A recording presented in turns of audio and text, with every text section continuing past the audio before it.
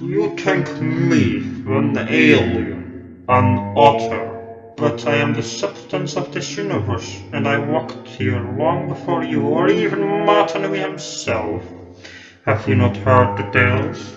If you didn't understand it in the title, this is how do you say it? A sort of a review about the bionicle character Tren Krom. For it is a well-known fact to those who know it well that Tren Krom is no myth. He is older than the stars themselves. Born in a time where there was no Matanui, no Makuta, only never-ending darkness that encompassed all. He walked through the universe and the throes of its birth, and even the shadows feared him. To me, Tren Krom was the core of madness, or worse. So naturally, the Brotherhood chose me to seek him out. Tren Krom has been made just about more than 100,000 years ago by the Great Beings. Tren Krom is the first purely organic being that the Great Beings created. He is even older than Matanui himself. It was his job to keep the universe in order until Matanui could replace him. He did that until Matanui was created. Then the Great Being sent an Matorn to tell the news to him that he is no longer needed.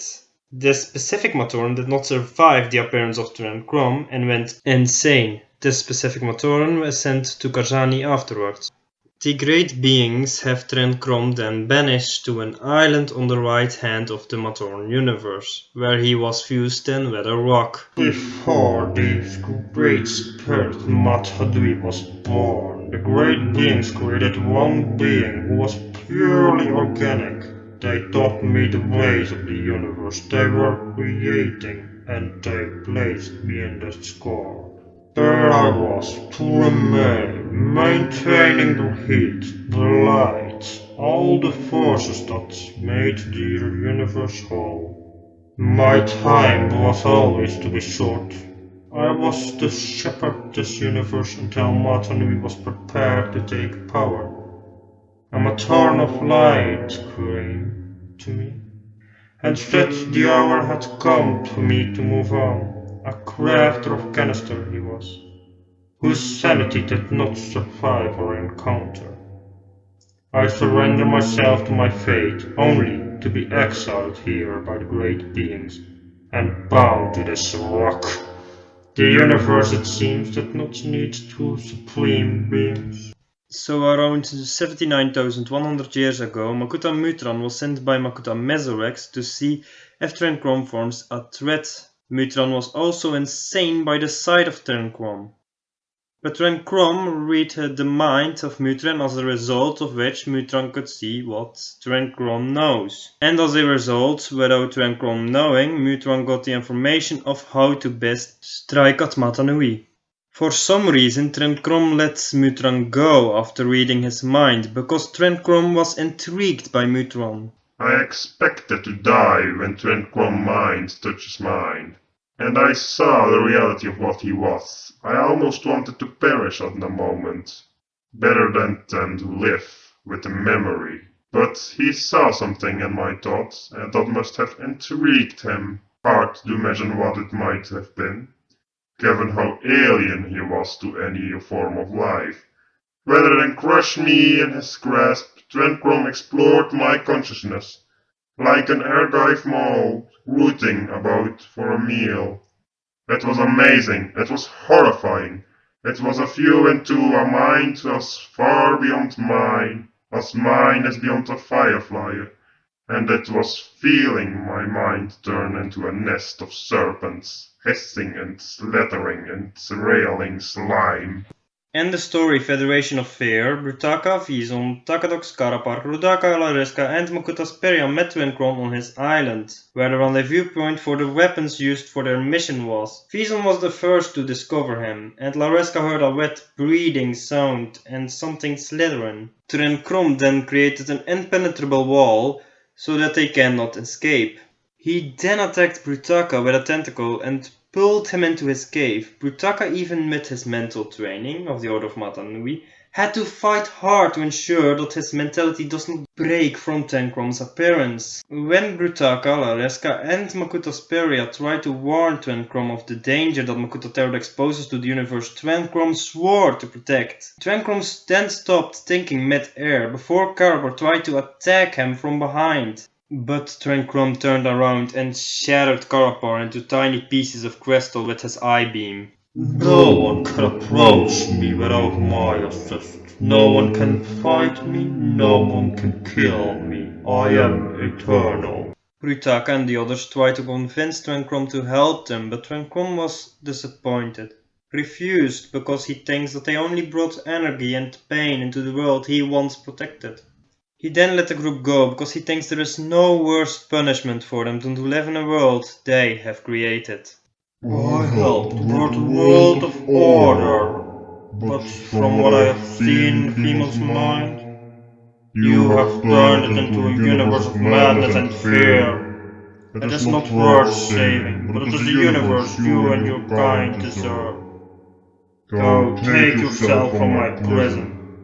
Take your memories and plans with you, for the horrors already in your mind are worse than any eye could visit upon you.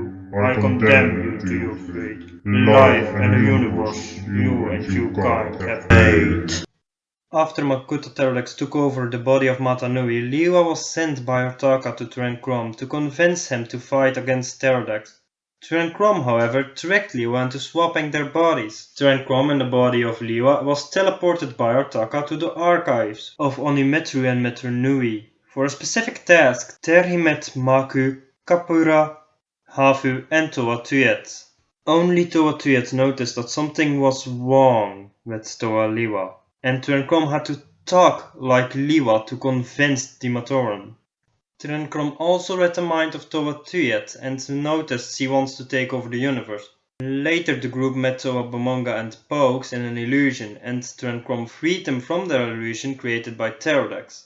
Tren Krom's group then left Toa Pokes and Toa Bamonga to go to the Colosseum to send a message to Matanui. They then came across Toa helryx stuck in a room and Makuta Mesorex stuck in a painting, created by Makuta Pterodax. Tren Krom then freed Makuta Mesorex from the painting. Then Brutaka and Axon came into the room and also joined the group.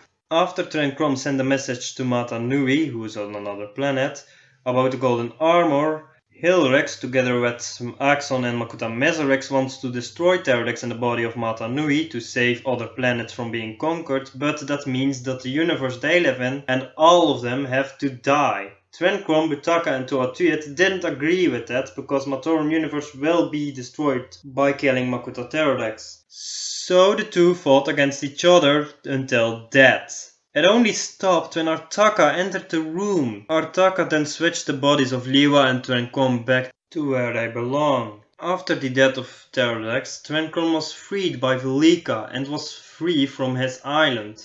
A day later, Tren Krom was so brutally murdered by Velika that both Kopaka, Pohatu and Gardas heard mental images and sounds of his death. When they found him, they found there was nothing left, that he is everywhere splattered on the ground. The only evidence Kopaka, Pohatu and Gardas got from him was a mental image of the Red Star. In the interests of writing a complete record, I should include every detail of my time there. In the interests of the sanity of anyone reading this, I will not.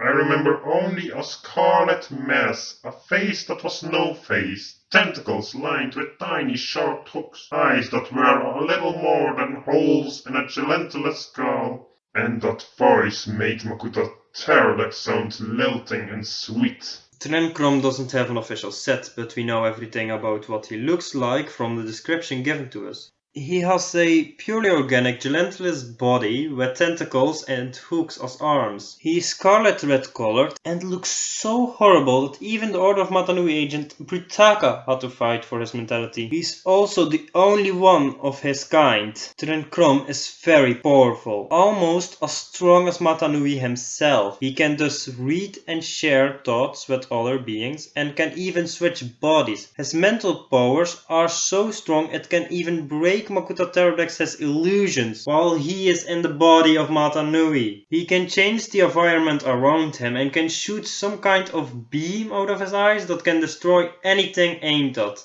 Tren Krom was originally proud of helping create a universe built on order, and longed to return to power after his imprisonment.